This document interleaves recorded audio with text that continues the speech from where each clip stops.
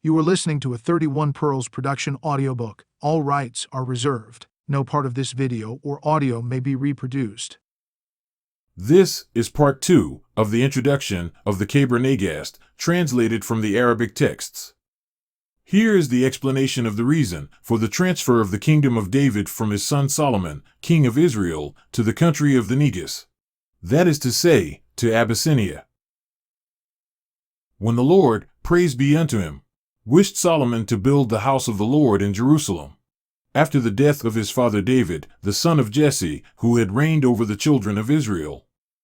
And Solomon, in accordance with his most excellent desire, began to build the house of the Lord, praise be unto him. Solomon the king gave the command that the stones for the building should be hewn in immense sizes. But the workmen were unable to hew such large blocks of stone, and their tools broke when they attempted the work. And they cried out to Solomon the king, and besought him to think out, in his wisdom, some plan for lightening their labor. And Solomon entreated God, the bestower of wisdom, to suggest some means to him. And behold, Solomon summoned the hunters, and commanded them to bring a young rook, bird. And in accordance with his orders, they brought a young rook, bird. And he commanded them likewise to bring a brass pot, with a space inside it, sufficiently large to contain the rook bird. And the pot had 3 legs, each 1 cubit in height, and it stood upon the ground. Then Solomon commanded them to set down the rook bird in the palace, and to put the brass pot over it. But the wings of the rook bird protruded from under the aforementioned pot, and raised it above the ground. Now, when the mother rook bird returned to her nest in the high mountains, and did not find her young one there, she was disturbed. And she flew round and round over the earth, seeking for it. And she flew over Jerusalem, and saw her young one under the aforementioned pot, but had not the power to seize it. And she mounted up into the heights, and went towards the paradise of God, in the eastern part of Eden. And she found below paradise a piece of wood, which had been cast down there, as if for her to carry away. And then she seized it. And by reason of her great sorrow for her young one, she took no rest until she had brought it to Jerusalem, and hurled it down upon the brass pot.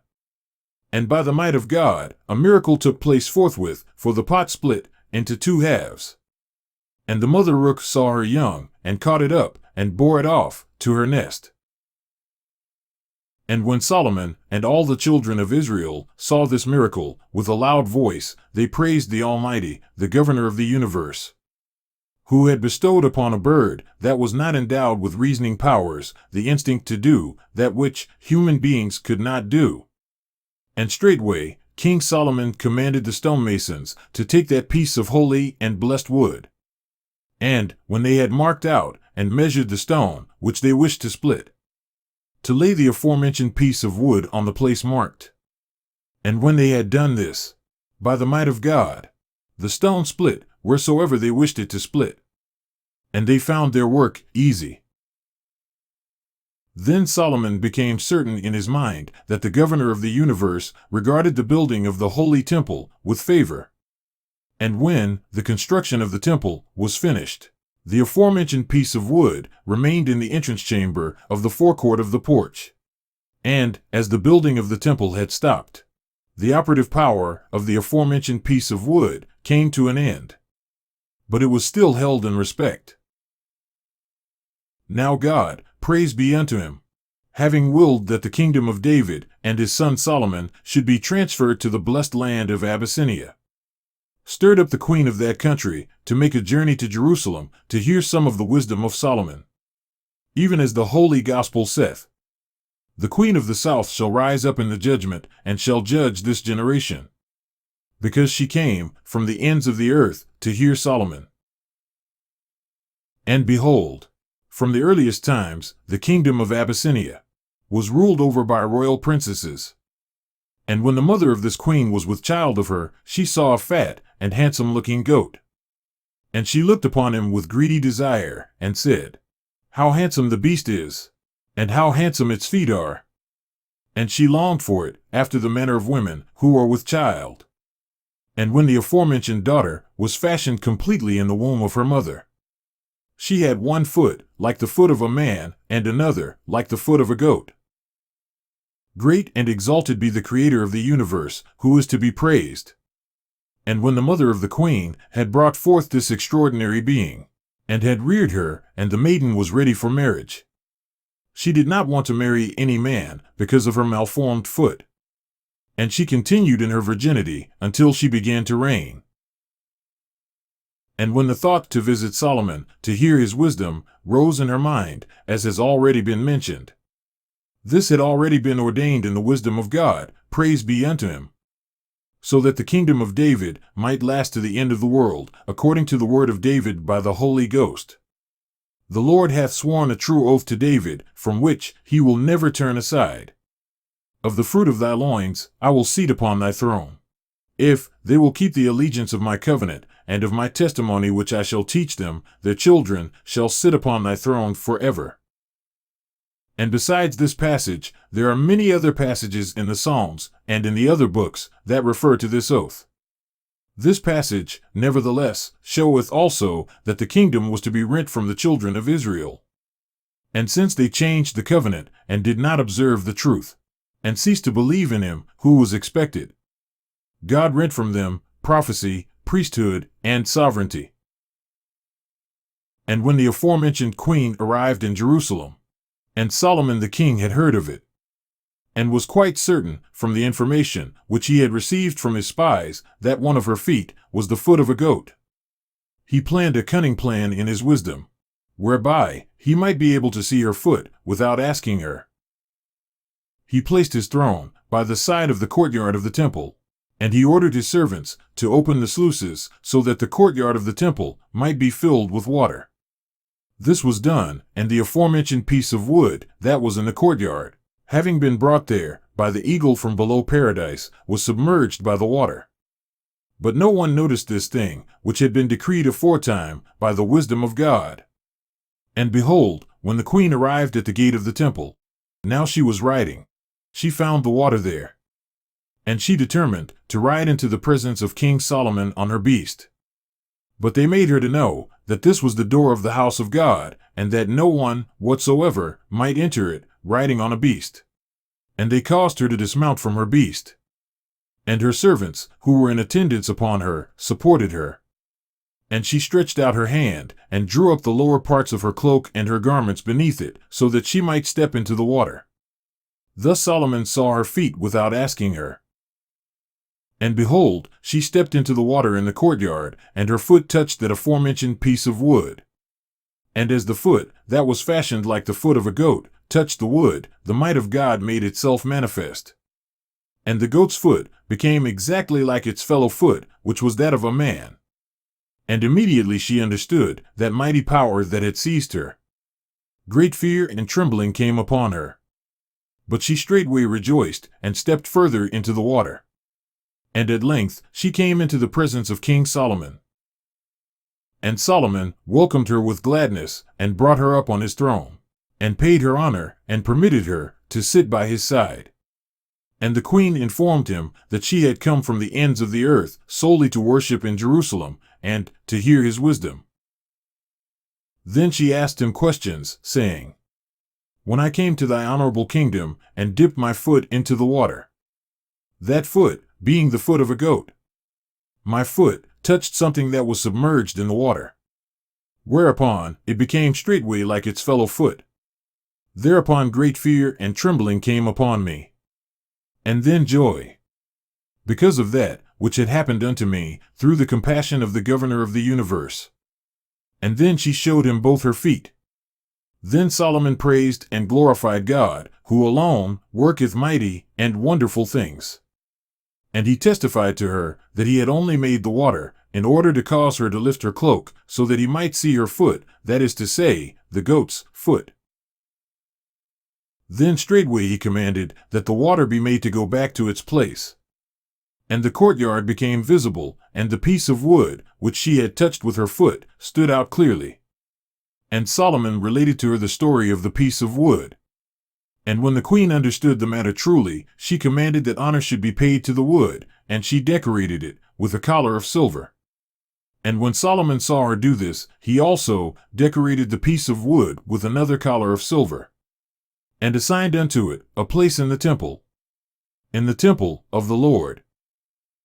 And it came to pass that each and every one of Solomon's successors who came to the temple of God to pray, as soon as they heard the story of the piece of wood, decorated it with silver rings. And from the days of Solomon to the coming of Christ, this piece of wood was decorated with 30 collars of silver. And it came to pass that, when the Lord, praise be unto him, wished to complete his dispensation, and to effect the deliverance of Adam and his posterity from out of the hand of the accursed enemy, whom may God put to everlasting shame, Judas made a covenant with the high priests and with the cunning folk among the Jews to deliver Christ unto them, so that they might be able to condemn him to death. And the high priests undertook to give Judas the aforementioned collars of silver on the wood. And they sent and had the piece of wood brought by night to the place where the high priests were. And they stripped off from it the aforementioned collars of silver, and delivered them over to Judas. And Judas took them, and delivered the Lord Christ over to them, even as the gospel saith. And when the morning of the 5th day of the week had come, on which they condemned the Lord Christ to death on the cross, they took the piece of wood aforementioned, and they commanded a carpenter to make a cross out of it. And they crucified the Redeemer upon it. And this is a clear proof, even as the tongue of gold, the tongue of Chrysostom, said, that our father Adam was led astray when he ate of the fruit of the tree in paradise. And it was because of this that he was stripped of his glory and driven out from paradise. And Satan reigned over him and over his race. And Adam's deliverance also took place by the dispensation of God through the coming of this piece of wood from the region of paradise. And it became an honored thing to kings. And at length the King of Kings came and was crucified upon it. And he redeemed Adam and his descendants from the hand of the accursed one by means of a piece of wood, even as the fruit of a piece of wood had led him into error. And concerning this, David the prophet said in the psalm, Declare ye among the nations that God reigneth from the wood. And this piece of wood became most honorable, because the body of our Lord was raised up on it. And at length, when they laid it upon a dead body, that body rose up again. And the similitude of the cross became a protection to kings, and a strengthening of the remainder of the Christians forevermore. And as for the 30 collars of silver aforementioned, Judas cast them back to the accursed Jews, and after this he hanged himself, and departed this life by reason of his love of money. And the Jews took them, and bought with them the field of the potter. And it is a place of burial for strangers unto this day. This is what happened through the piece of wood. And now we will return to the subject with which we began, namely, how the kingdom of David was removed to the country of Abyssinia, and will relate the conclusion of the story. Behold, Solomon the king paid honor to the queen, and he made her and her retinue and her soldiers to alight by the side of his palace. And every day she visited him in order to hear his wisdom. And Solomon loved women passionately. And it came to pass that when her visits to him multiplied, he longed for her greatly, and entreated her to yield herself to him. But she would not surrender herself to him, and she said unto him, I came to thee a maiden, a virgin. Shall I go back despoiled of my virginity, and suffer disgrace in my kingdom? And Solomon said unto her, I will only take thee to myself in lawful marriage. I am the king, and thou shalt be the queen. And she answered him never a word. And he said unto her, Strike a covenant with me, that I am only to take thee to wife of thine own free will. This shall be the condition between us. When thou shalt come to me by night, as I am lying on the cushions of my bed, thou shalt become my wife by the law of kings. And behold, she struck this covenant with him, determining within herself that she would preserve her virginity from him. And this happened through the dispensation of God, the Most High, to whom be praise. And Solomon by his wisdom instructed her for a number of days, and he did not again demand from her the surrender of her person. And the matter was good in her sight, because she thought that he had driven her out of his mind. And after these things, Solomon summoned the cooks, and commanded them to prepare and cook food for all those who were in the palace, for himself and for the queen, dainty and highly seasoned dishes. And he gave them pungent and aromatic and strong-smelling herbs and spices for this purpose. And the cooks did even as he had commanded them. Now when the queen had eaten of these meats that were filled with spice and pepper and pungent herbs, she craved for cold water, which she drank in large quantities by day and by night. But this did not help her to quench her thirst. And when the third night had come, Solomon secretly gave the order to all those who were about the palace, both those who were inside it and those who were outside it, that none of them was to leave with the aforementioned queen the smallest quantity of water to drink, and that any one of them who showed her where water was, or gave her any of the water which was his own, should be put to death forthwith, and without trial. And he commanded that, if any of them were to be asked for water by her during the night, they were to say unto her, Thou wilt find no water, except by the couch of the king. And it came to pass that when the night had come, a great and fiery heat rose up in the heart of the queen, because of the highly spiced food. And she sought for water to drink, but found none. And she was sorely agitated, and was smitten with death. Then she cried out with a loud voice to her servants, but they were unable to find any water to give her to drink.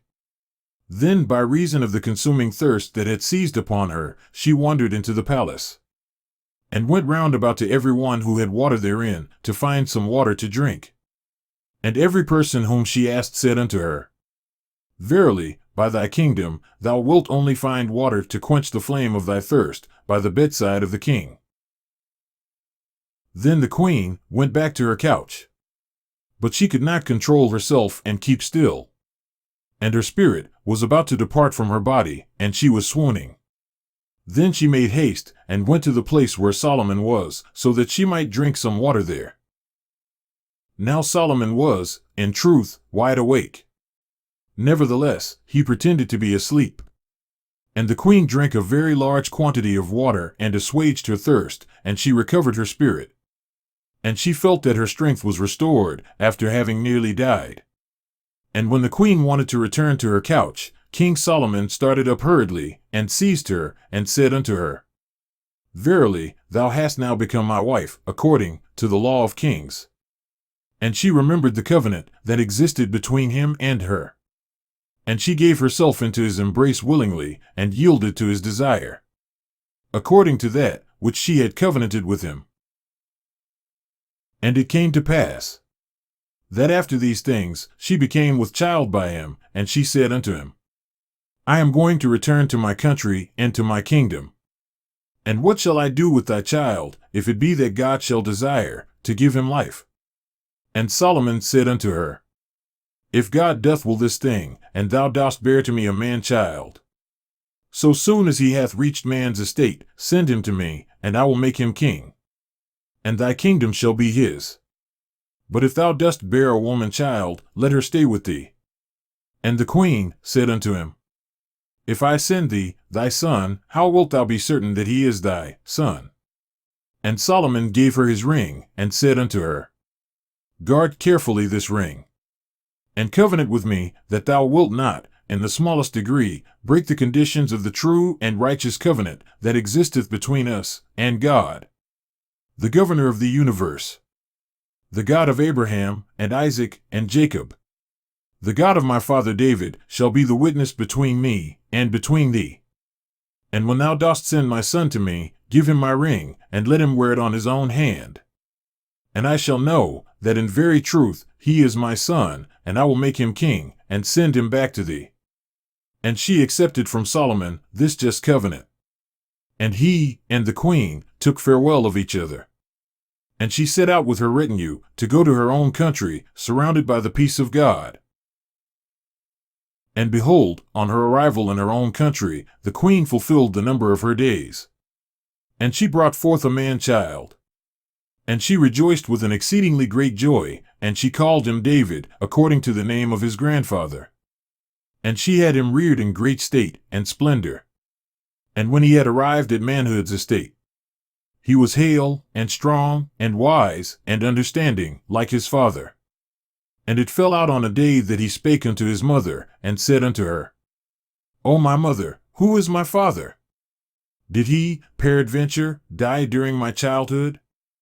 Then the queen answered, and said unto him, My son, thy father is alive, and he is Solomon, the son of David, the prophet of God, and king of Israel. And his kingdom is in Jerusalem. And behold, the seal of the kingdom of thy father is in my possession. And it is laid up, ready for thee, so that thou mayest become thereby king over the country of Abyssinia. And this is God's will, and it is not due to me. The kingdom is no longer mine, but thine. And thou, the king's son, art king. And this pleased the young man greatly, and he gave thanks to the queen. And the queen said unto him, O my darling son, gather together, for thy use, gifts and soldiers, and get thee to Jerusalem, that thou mayest pray there. And see thy father and his kingdom, and hear his great wisdom. And that he may make thee king, according to the covenant that existeth between him and me, the governor of the universe, being witness between us. And thus saying, straightway she put his father's ring on his right hand. And by the will of God, praise be unto him, he gathered together soldiers. And with them, and the royal gifts, he set out on his journey, and in due course he arrived in Jerusalem. And when Solomon knew that a king was coming to him, he commanded soldiers to meet him. And when the young man arrived at the gate of the palace of his father Solomon, the king was not certain that he was his son. And behold, when the young man came closer, and saw the riding beast of his father, standing there with his saddle on his back, and his bridle in his mouth, straightway he leaped up and mounted him, and pranced about, and unsheathed his sword with his hand. And when Solomon saw this, the matter was grievous to him, but he hid his displeasure. And when they met later, Solomon spoke openly what he had in his mind about the matter of the riding beast, and how the young man had mounted him, and snatched the sword with his hand. And the young man said unto Hire, The owner of this ring made me king of his kingdom when I was in my mother's womb. And this hath happened by the will of God. And when Solomon had looked at the ring, and was certain about the matters connected with it, he was overcome with joy. And he stood up by his throne, and threw his arms round the young man's neck, and he cried out, saying, Welcome, my darling boy, thou son of David.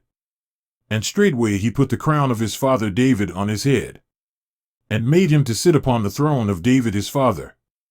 And the trumpeters sounded their horns, and the proclaimers of tidings cried out, saying, This is David, the son of Solomon, the son of David, the king of Israel. And the matter was noised abroad.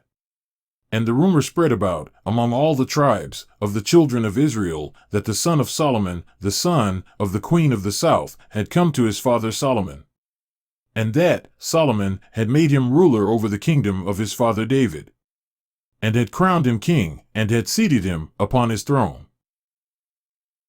Now, in the house of the Lord, which Solomon had built and consecrated, was the tabernacle of the covenant of God.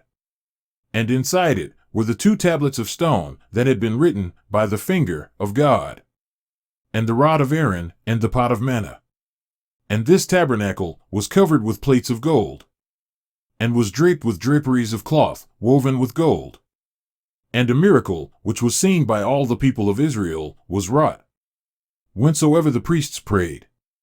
And the supplications of themselves and of the people were presented before the governor of the universe. And they had made an end of their prostrations. The tabernacle of the covenant of God used to raise itself up from off the ground. And they and the people knew that in very truth their supplications had been accepted. And when they had made an end of their prostrations, and the tabernacle did not raise itself from off the ground, the priests knew of a certainty that some sin had been committed by themselves or by the people. Then they continued to make their supplications unto the Lord.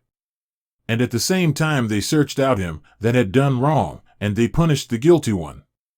And when the tabernacle raised itself up from off the ground, they knew that God had removed his displeasure from them. And it came to pass that the aforementioned king, the son of Solomon, went into the house of the Lord to pray. And he saw the tabernacle of the covenant of God raising itself up, a matter which it is impossible for the human mind to understand. And this was pleasing in his sight.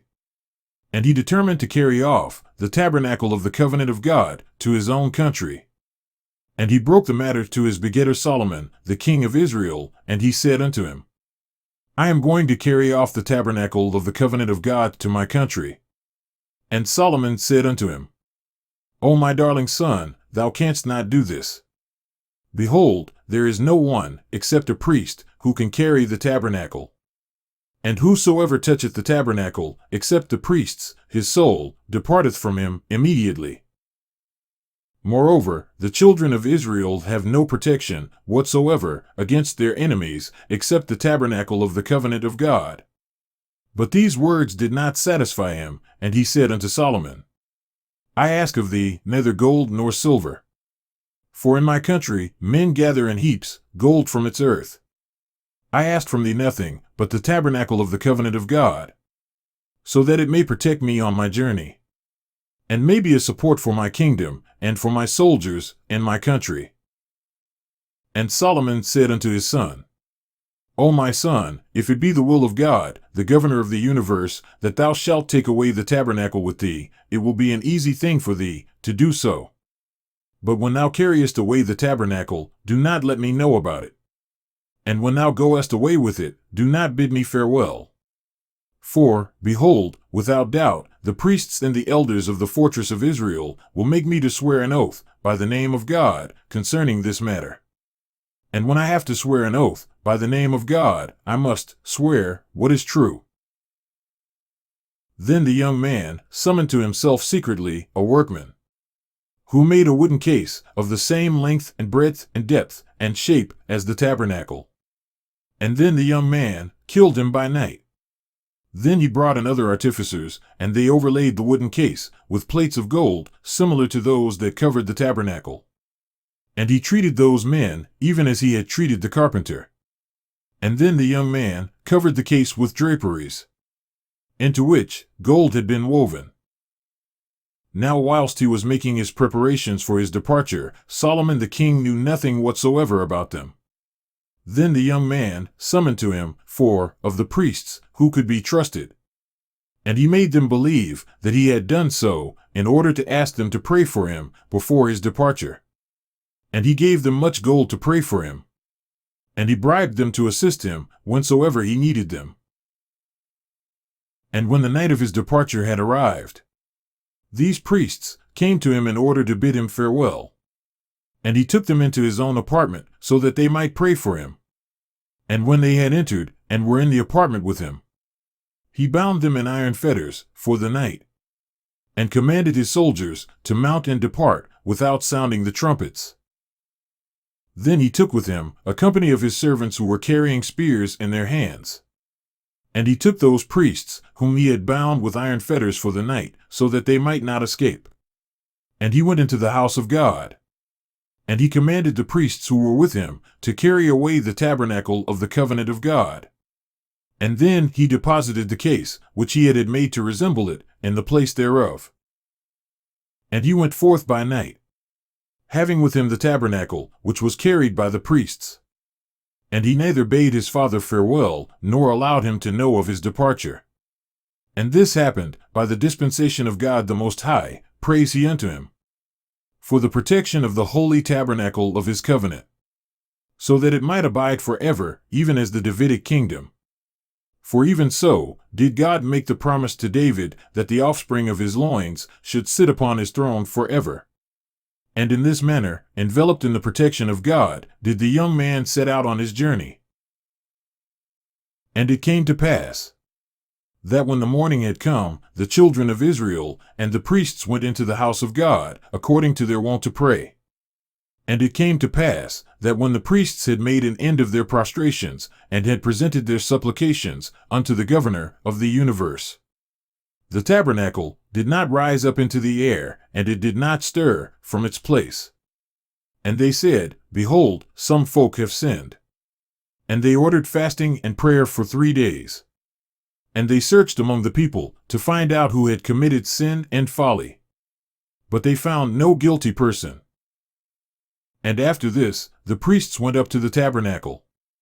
And oh, what calamity, and terror, and grief were there for them, when they did not find the tabernacle of the covenant of God, and its holy things, but only an empty case, resting upon the place where the tabernacle had stood. Then they knew that of a certainty the son of King Solomon had taken it away. And they searched, and made an examination into the number of the priests who were among the tribes of Israel. But they were not able to find those priests whom the young man had taken with him. And thus it became clear to them that the sin lay with them, the 4 priests. And behold, the priests and the elders of Israel went to Solomon the king. And they were weeping and sorrowing because of the absence of the tabernacle of the covenant of God from its holy shrine. And they said unto Solomon, It is thou who hast commanded thy son to take the tabernacle. And Solomon wept, and cried out in pain, and displayed exceedingly great sorrow.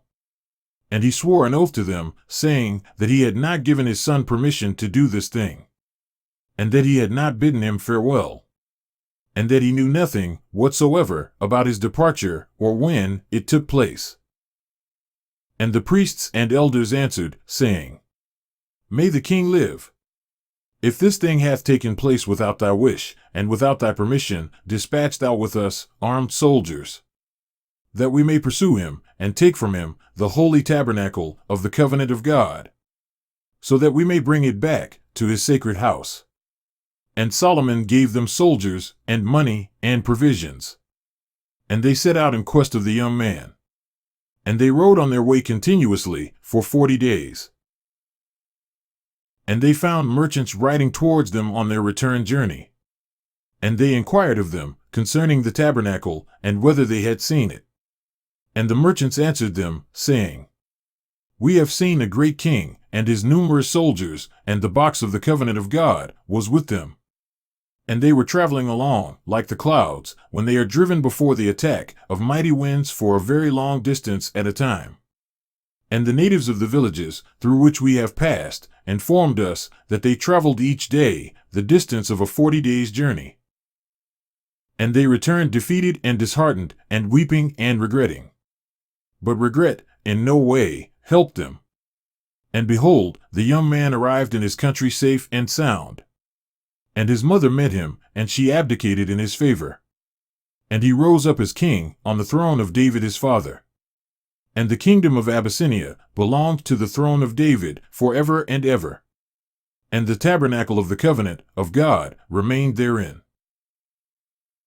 This is what happened in respect of the tabernacle of the Lord. And this is the reason why it was transferred to the country of the Nagast. And this state of affairs continued until the birth of our Lord Jesus Christ of the pure Mary. And he completed his dispensation upon earth, and set free Adam and his posterity. And after his ascension into heaven, the disciples preached the gospel in his name in all the earth. And concerning the story of the eunuch, the deputy of Candace, it is related that the cause of his visit to Jerusalem was to pray there. And on his return journey, the Holy Spirit sent to him the apostle Philip. And the eunuch believed and was baptized. And when he went back to his native land, he preached Christ therein. And all the people believed through him. And after this, Parmenas, one of the 7, went to them. And he baptized them, and consecrated for them priests and deacons. And he ordained that their father should be of the throne of Mark the evangelist. And the Orthodox faith was established in the country of Abyssinia. And the sovereignty of the house of David remained fixed therein forever and ever. Glory, and praise, and majesty, and honor, and supplication be unto the Holy Trinity, forever and ever. Amen. This is what is found written in the histories of the ancient fathers of the Coptic Church. Praise be unto the giver of understanding and wisdom to his creatures. May his mercy be upon us forever.